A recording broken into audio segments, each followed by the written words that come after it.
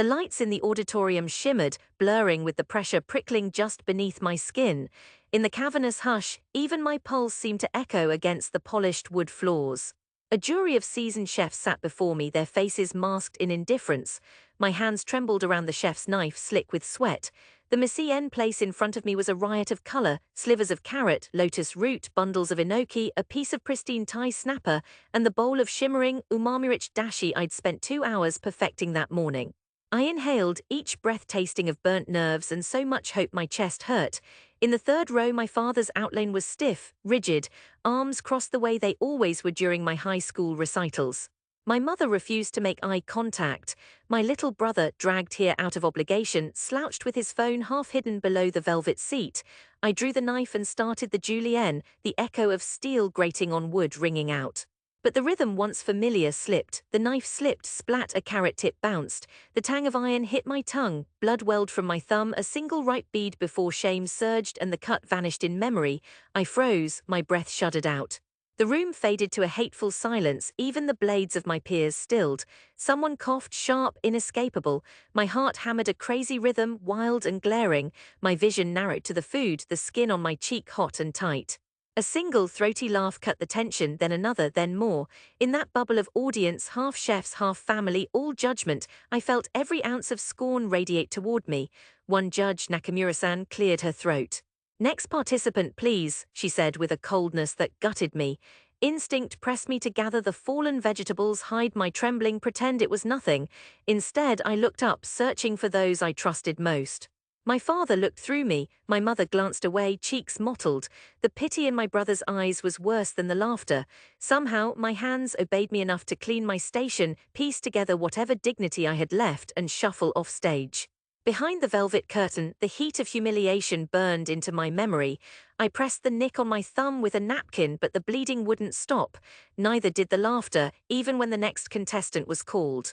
That was the moment they'd remember, not the careful hours hunched over bowls as a child, whisking eggs and mixing flour, nor the years I spent obsessed with the perfect broth.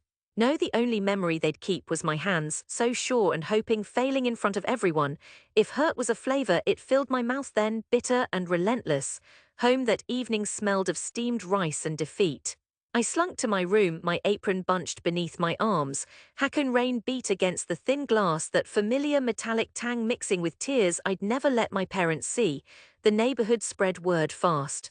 Our kasai, my mother called it, our family blaze of shame. Aunties' voices leaking in from the kitchen as they picked at plates. Such a foolish dream, could have been a teacher like his cousin. Cooking is for women, not proper jobs. The phone rang. Old classmates, neighbors, even sensei from elementary school, calling not to comfort but to commiserate with my parents. I stopped joining family meals. The dining table, once a place of laughter and steamy bowls, became a stage where every slip, every misstep was dissected. My father, once my biggest audience, now ignored me in silence. My mother's lips pressed in a thin line, disappointment stuffed with every mouthful. Only my brother Keisuke tried. He'd find me in the kitchen late, chopping onions and measuring stock, and linger in the doorway. "You still trying?" he'd ask, voice gentle, not mocking. I'd nod. "Don't stop," he'd whisper. "Screw them." But the world outside closed hard and fast. I applied to kitchens and was routinely turned away, no spot for a failed contender, especially not one who embarrassed himself publicly.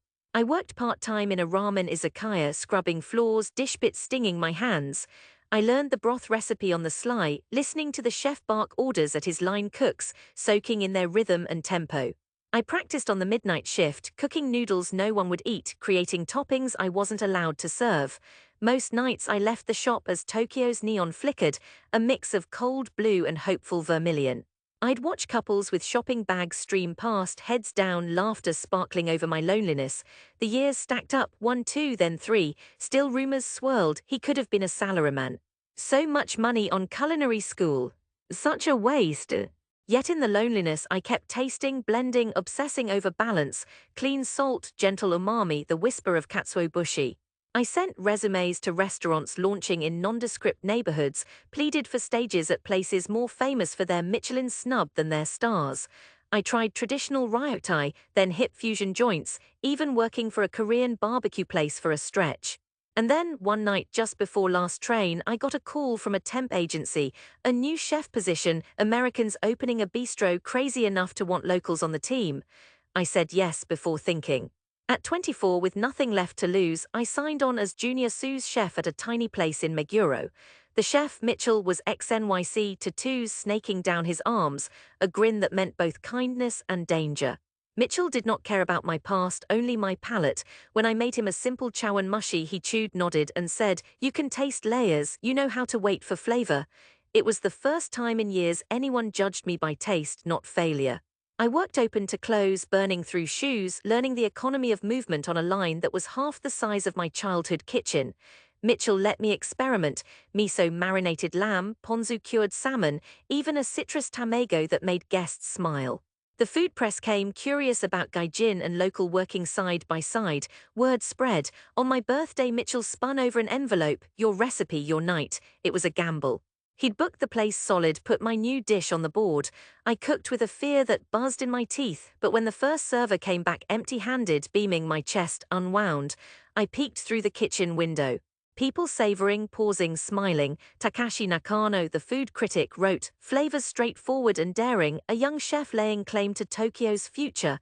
The review made me a partner at 26.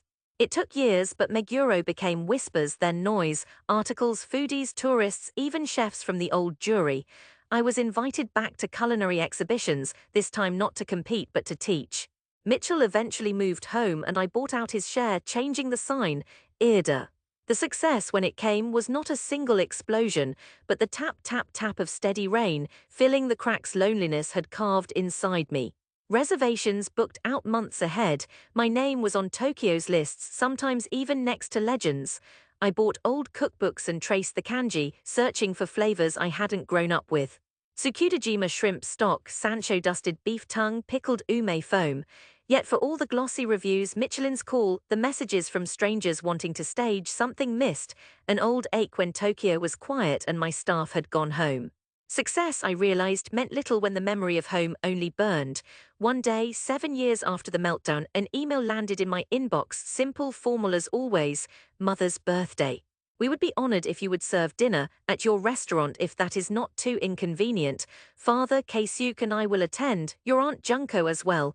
Please advise seating capacity and preferred date. Respectfully, Mother." I read the message several times, half expecting my hands to fumble the way they did in that blinding auditorium. I said yes. The day of the dinner, I woke before dawn, scrubbing the floors as if to scrub away the last of my doubt. My kitchen team sensed the tension, yet rose to the occasion. We planned a private omakase menu, classic flavors reimagined, every element with a memory stitched in. Just before 6, I heard the front door chime. The staff led my family inside. My father's shoulders were stiffer even than at the recital, his suit immaculate. My mother wore a silk kimono patterned with ginkgo. Keisuke had grown taller, broader, his smile the same. Aunt Junko tottered in behind, eyes darting with the usual suspicion reserved for family experimenters. The dining room glowed gold, lanterns soft, the city lights hazed blinds behind them. I came out in my whites, bowing low, voice calm. "Thank you for coming, it means everything." My mother nodded, face unreadable. My father did not speak. Keisuke grinned, candor easing the twist in my gut. The meal began, small plates, each layered with something intimate. Kombu cured madai, a nod to grandmother's trips to the fishmonger. Tempura Sancho leaves, crisp like my childhood garden. An agedashi tofu in a broth I made the night before, slow and careful, just as old Chef Imai had taught me. At every course, silence reigned until a bite broke through, and then a flicker of surprise or delight. Junko, who'd called my dream embarrassing, asked, "Is that really Yuba?" My mother, tasting the miso soufflé, whispered, "You made this." Even my father, who hunched over his plate as if ready to flinch, chewed and finally set his chopsticks down with a little sigh. By the main course, the door opened again, a small group, familiar faces, the jury from that old, disastrous recital. They wore the crisp black of culinary arbiters, though older now. They'd come for a pre-booked tasting. It turned out happenstance or fate, I couldn't say. Our staff seated them nearby.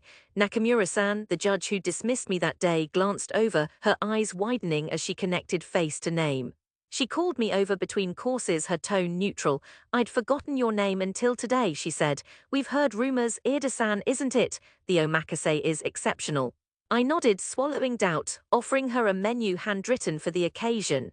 I hope you enjoy the rest, I said, dignity stitched to every word. In the dining room, silence returned, but not the old, heavy hush. This was pregnant, alive. My mother's spoon scraped porcelain.